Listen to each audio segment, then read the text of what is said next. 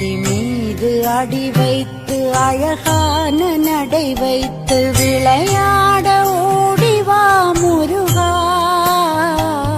என்னோடு சேரவா முருகா.